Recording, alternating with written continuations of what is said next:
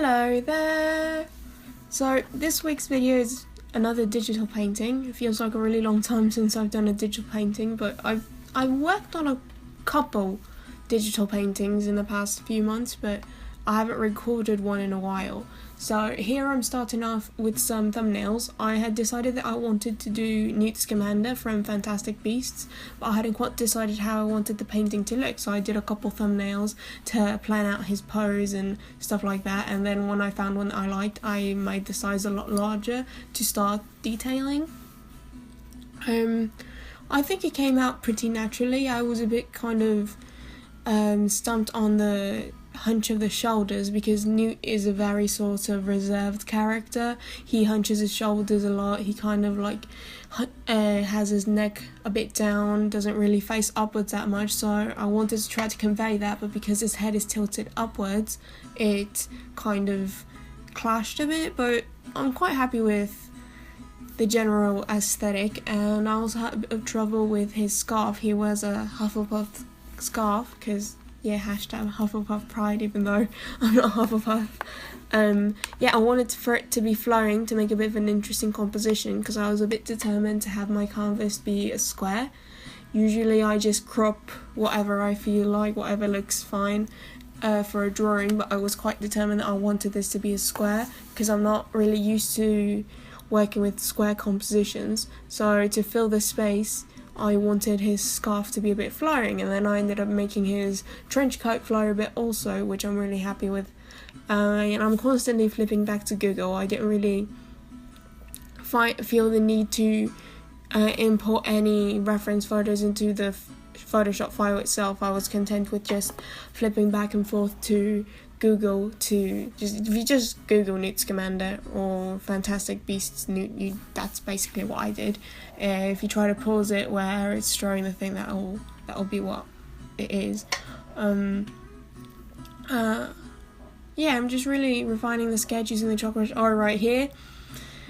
So Photoshop crashed on me, and I was sure that I had saved between where it crashed and what I ended up seeing. So I sped through this part. I would have cut this bit of the video out, but you see me putting in screenshots because I was recording. Even though I lost the work in the Photoshop file, I still had a pretty HD version of what I'd done because it's in the recording. So I just took a screenshot of that and then I put it back in the file to trace over the more refined line work rather than trying to figure out how to refine the line work. And I sped by it really quickly in the video because just there was a point in making you watch something that was barely used anyway. But in case you're wondering what I'm tracing, it's the half hour of work that I lost, and between that half hour of work that I lost and this clip here, I spent I think 2.5 hours trying to clean up shit out of my computer, because my computer's just over, it might be 3 years old now. I think my computer's 3 years old,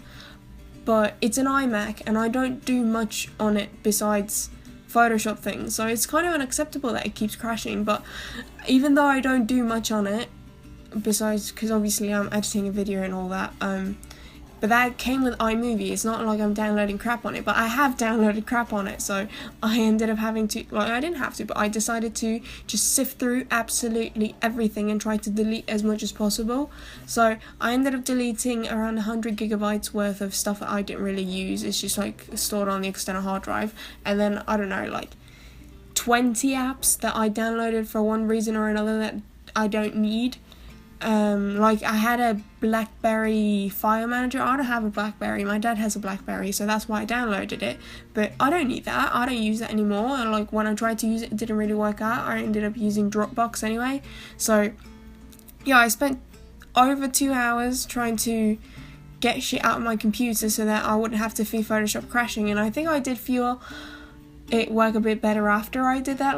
I still work in absurdly large canvas sizes. I think I should try to work a bit smaller, but especially not it wasn't that much of an issue before I got into this really intense painting phase, because I just do line art and characters and then leave a transparent background. But now I actively do backgrounds, rendering that gradient as I'm scrolling around doing base colors. It takes work from the computer's part. So yeah, I need to start working a bit smaller, I think. And also I work with a chalk brush. I don't work with a default brush, so just rendering that brush, it also takes a lot of work for the computer. But yeah, it was a bit of a struggle. You see me tweaking the gradient as I go on because I had ended up being a bit too cool, because I wanted it to be sort of yellowy, but then I'm a fan of making cool shadows, like every single shadow and all the materials and things have a bit more blue to it. I'm a fan of, and like I'm familiar with it still, so I haven't really tried making warm on warm or having a cool light and a warm shadow. I haven't tried that yet, so I'm still sort of experimenting with this and I'm learning, so I felt it was alright if I kept trying to do cool shadows. But Newt has a very warm colour scheme, even though he has a blue trench coat. He has a very, you know, the Hufflepuff Scarf and the nice hair and the brown vest and the brown trousers and all that. It's very warm, so I wanted to maintain the local colour of all his things by giving him a warm light, but then I like the cool shadow, so a yellow to purple gradient with a bit of a brown in the middle, which is supposed to be like pink and orange, I guess, because in the colour wheel, well, not in the colour wheel, in the hue Richter scale, I think it's called, I don't know, it just goes from between yellow and blue you have pink, but it still wasn't, it was too purple down there. So yeah, just a lot of tweaking in the gradient while I'm filling in base colours just to make sure the colours work, and I end up tweaking the colours a bit more later and they end up looking completely different by the end of it, because of the shadows being blue. And there I'm colouring the lines a bit. I don't really like how I coloured the lines. I think I did a very sloppy job of it, and I didn't pick colours that were that good, but then I ended up fixing it for the most part in overpainting. And shading Newt's hair was a bit of a nightmare because it has a lot of texture. It's easier to paint smoother hair because it's just like very straight areas of shadow and areas of highlight, but when it's curly or frizzy, there's a lot of different points that might be highlighted. Like on top of every curl you could supposedly have a highlight, so it's not as straightforward. And the colour I picked for the hair I really liked, but I had a hard time kind of rendering the level of curliness that I wanted, which is a bit weird considering that my own hair has that sort of texture, if it's frizzy enough, I mean. So you'd think that I'd see it enough to have it wow my visual memory.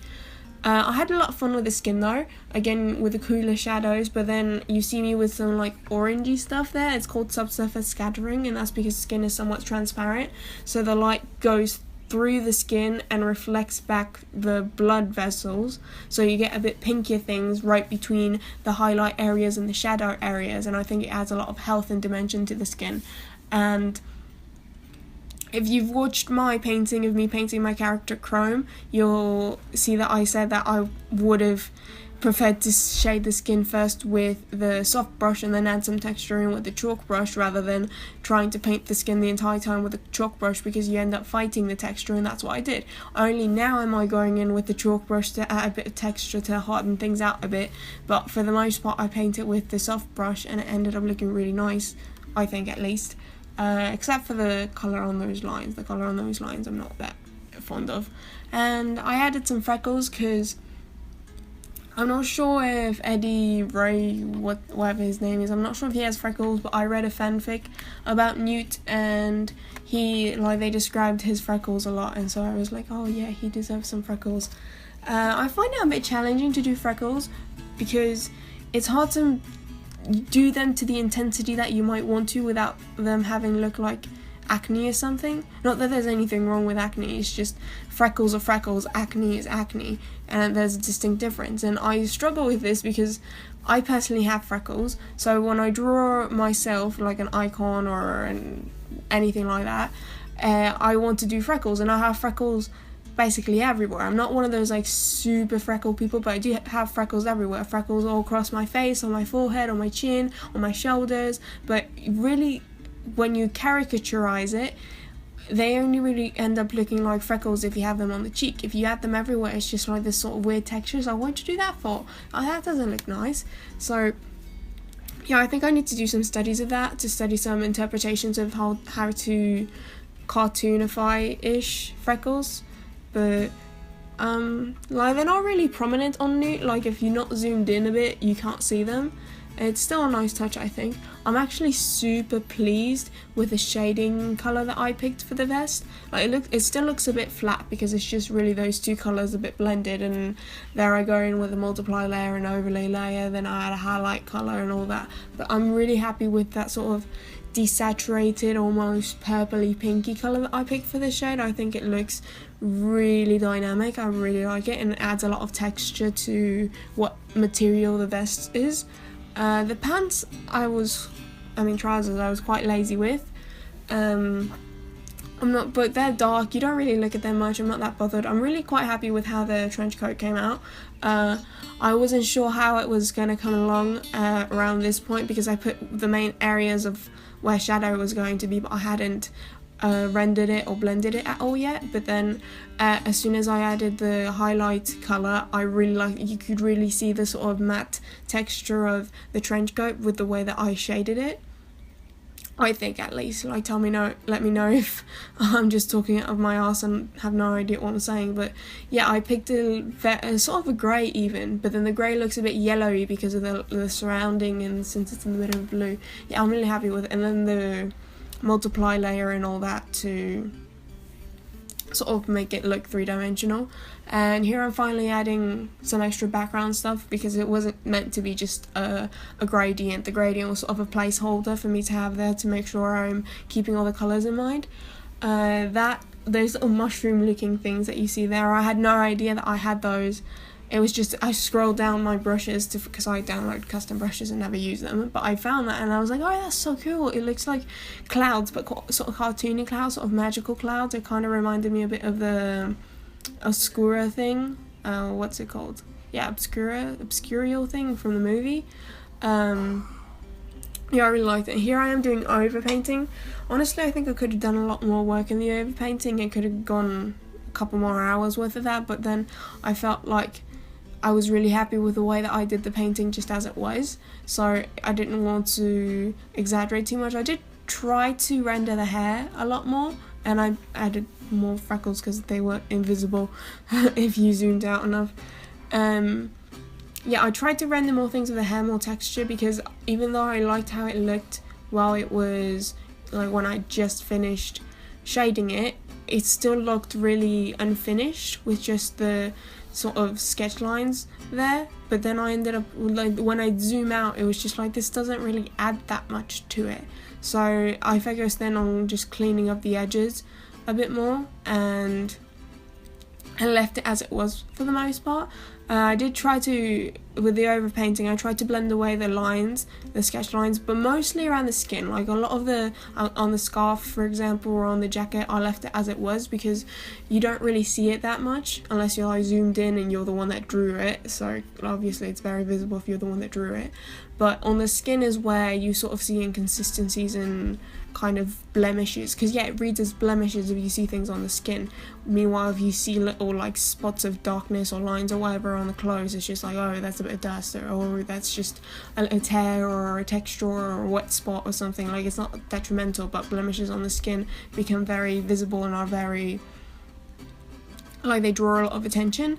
And here's my favourite part, I think, of the whole process, is adding the reflected light. And this is another reason why I wanted to do blue shadows, because then you get blue reflected light, because if the darker areas is blue, it stands to reason that the light that's reflected on those would also be blue. So I did a reflected light, especially on the draw line, I really liked, and then I added a bit of a yellowy rim light. I wouldn't really say it's a rim light exactly because it's not dark enough, but yeah. And here I'm checking my values to make sure everything is as visible as I want it, and adding a bit more things to, like, swirly bits and sparkly bits to the background because it felt like it needed a bit more interest.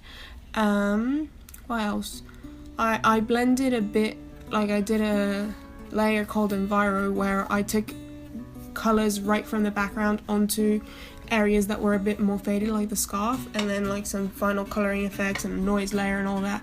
And this is about it, I would say. Trying to make that scarf blend a bit more in with the background. And yeah, this is pretty much the finished piece. Thank you so much for watching. If you enjoyed, don't forget to like and subscribe and leave a comment down below. yeah, just talk to me in the comments about anything really. I'm going to try to do like an end card thing where it will recommend a video from my channel, so try watching that and checking that out. And thank you so much for watching. I hope you had a good time watching my video. See you next time.